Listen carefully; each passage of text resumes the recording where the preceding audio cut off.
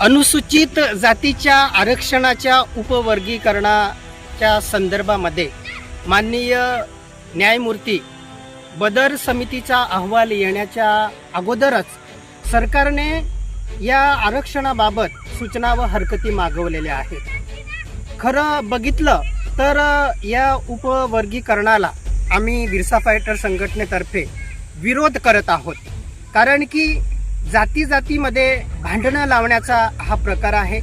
सरकार एक प्रकारे अनुसूचित जातीच्या आरक्षणामध्ये फूट पाडून जाती जातीमध्ये भांडणं लावण्यासाठी हे एक प्रकारचं षडयंत्र करत आहे।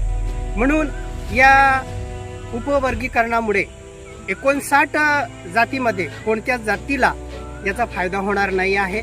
उलट अनुसूचित जातीतील जी एकता आहे त्याच्यामध्ये फूट पडणार आहे।